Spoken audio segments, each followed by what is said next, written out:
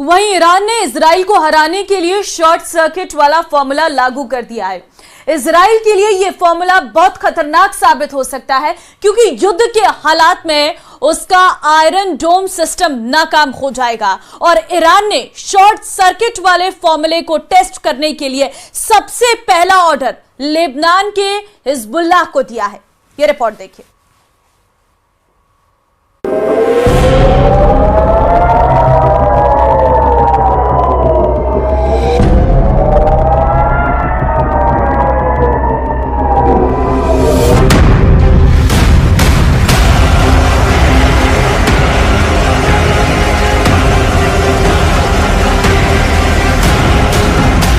ये 4 अगस्त का वीडियो है। सुबह भी नहीं हुई थी और लेबनान इजराइल बॉर्डर पर रॉकेट हमले शुरू हो गए। ये रॉकेट हिजबुल्लाह दाग रहा था और अब इन्हें रोकना इजराइल के लिए बहुत बड़ा सिरदर्द बन गया है। नेतन्याहू कह चुके हैं कि हिजबुल्लाह जितने रॉकेट दागेगा इजराइल उतने रॉकेट मार गिराएगा। सवाल है कि इजराइल ऐसा कब तक करता रहेगा, क्योंकि इजराइल के खिलाफ मोर्चे 1 नहीं, 2 नहीं, 3 नहीं बल्कि 4 है। इसलिए रॉकेट वाले युद्ध ने बड़ा सवाल खड़ा कर दिया है। इस युद्ध में कौन जीत रहा है, कौन हार रहा है, इसका जवाब आपको चौंका देगा। 1, 2, 3, 4 गिनते रहिए।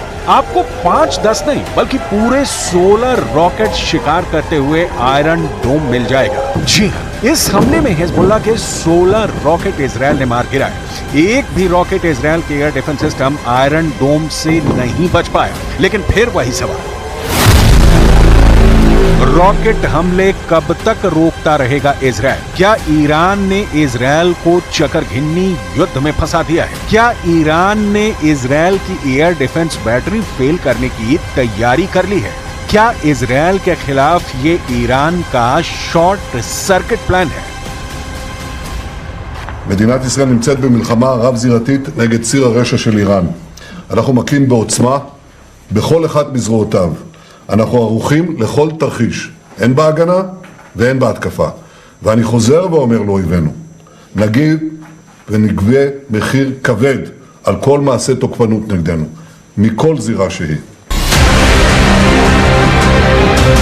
इजराइल का आसमान रोज ऐसी रोशनी से जगमग होता है। कभी उत्तर की तरफ से हिजबुल्लाह रॉकेट फायर करता है, कभी गाजा की तरफ से बचा खुचा हमास का रॉकेट दस्ता एक्टिव होता है और फिर इसके जवाब में इजराइल एक्टिव करता है आयरन डोम। और फिर इजराइल के आसमान पर नजर आता है ये नजारा। लेकिन हर हमले को रोकने के लिए इजराइल का एयर डिफेंस बहुत महंगा साबित हो रहा है। हिजबुल्लाह का एक रॉकेट कुछ $1000 का होता है, जबकि उसे रोकने वाली मिसाइल लाखों डॉलर की होती है। यानी 1 लाख रुपए की कीमत वाले रॉकेट या तोप के गोले को रोकने के लिए आयरन डोम से 2 मिसाइल फायर की जाती है। इनकी कीमत रेंज के हिसाब से 70 लाख से 1 करोड़ रुपए हो सकती है। युद्ध लड़ने की इतनी बड़ी कीमत हैरान करती है। ऐसे में क्या नेतन्याहू इस हथियार की इतनी बड़ी कीमत चुका सकते हैं? ये बड़ा सवाल है। इजराइल और अमेरिका के वॉर एक्सपर्ट इस वक्त बहुत परेशान हैं। इजराइल का वॉर रूम सवाल पूछ रहा है कि वो कब तक आयरन डोम की मिसाइल फायर करते रहेंगे। एक मामूली रॉकेट को रोकने के लिए लाखों डॉलर की मिसाइल फायर की जा रही है। ये कब तक चलेगा? ऐसे में इजराइल का आयरन डोम वाला गोदाम खाली हो जाएगा। हिजबुल्लाह और हमास के रॉकेट अटैक के खिलाफ आयरन डोम का सक्सेस रेट 90% से ऊपर रहा है। यानी हर 100 रॉकेट हमलों के बाद जब आयरन डोम की मिसाइल फायर की गई तो उसने 90 से ज्यादा रॉकेट को आसमान में ही रोक दिया। इसी वजह से इस एयर डिफेंस सिस्टम पर इजराइल बहुत ज्यादा भरोसा करता है। आयरन डोम 4 किलोमीटर से लेकर 70 किलोमीटर दूर से हो रहे हमलों को रोक सकता है। ये मिसाइल को भी रोक सकता है, ये रॉकेट के हमले भी रोक सकता है और तोप के गोलों को भी रोक सकता है। आयरन डोम के फैन डोनाल्ड ट्रंप भी हैं। डोनाल्ड ट्रंप ने कहा है कि वो आयरन डोम जैसे मिसाइल डिफेंस शील्ड अमेरिका में लगाएंगे। ये ऐसा डोम होगा जो पहले किसी ने नहीं देखा होगा। Will prevent World War III, which is very close to happening. I will restore peace through strength, and in my next term, we will build a great Iron Dome missile defense shield over our country. Donald Trump बड़ी बड़ी बातें कर रहे हैं, लेकिन बड़ा सवाल बाकी मुद्दा यह है कि ईरान ने बड़े युद्ध से पहले क्या इजरायल को एक ऐसे चक्र में फंसा दिया है जिसमें इजरायल का एयर डिफेंस गोदाम खत्म होने जा रहा है।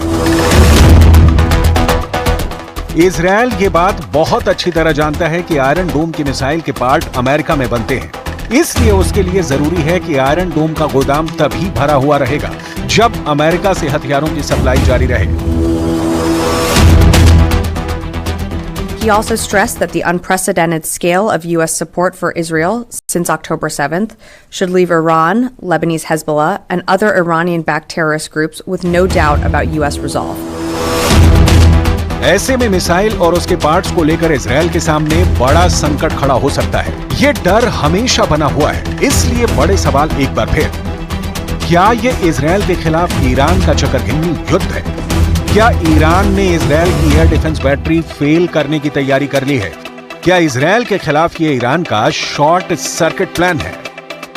We know that the threat is there, it's still there. The Iranians are capable to shoot to Israel missiles and UAVs and cruise missiles, and this is exactly what we are preparing ourselves, as I said, for a very long time. And we have to say that it is us together with the CENTCOM and the coalition which is around us, which is something very significant for the defense. इसमें कोई शक नहीं कि अब तक iron डोम दुनिया में मशहूर हुआ है। ये इजरायल का बहुत ही सटीक एयर डिफेंस सिस्टम माना जाता है। आयरन डोम ने अब तक हमास की तरफ से दागे गए हजारों रॉकेट को मार गिराया है, लेकिन उसके सामने अब बड़ी मिसाइलों का चैलेंज है जो ईरान के पास भी है। इसके अलावा लेबनान में हिजबुल्ला और यमन में हूथी, दोनों के पास बैलिस्टिक मिसाइल हैं और उन्हें रोकने के लिए इजरायल का एरो डिफेंस सिस्टम भी पूरी तरह से तैयार है। इन्हें रोकने के लिए इजरायल के पास है बहुत ही सटीक एरो 3 मिसाइल डिफेंस सिस्टम। इसकी तुलना रूस के S-400 से की जाती है। ये इजरायल और अमेरिका ने मिलकर तैयार किया हुआ है। ये इजरायल के मिसाइल डिफेंस सिस्टम का सबसे खतरनाक सिस्टम माना जाता है। यही डिफेंस सिस्टम है जिसके बलबूते ईरान की भी मिसाइलों को रोक लिया जाएगा। 13 अप्रैल को जब ईरान ने 300 मिसाइल और ड्रोन से हमला किया था, तब कई बड़ी मिसाइलों को एरो सिस्टम ने ही रोका था। इजरायल इस बात का बहुत भरोसा करता है। जब एरो 3 मिसाइल लॉन्चर से निकलती है तो समझ लीजिए कि बैलिस्टिक मिसाइल कोई भी हो, ये लंबी दूरी की रेंज तक उसे मार गिराएगी। इसी को ईरान का चकरघिन्नी युद्ध कहा जा रहा है, जिसमें इजरायल बुरी तरह से फंस चुका है।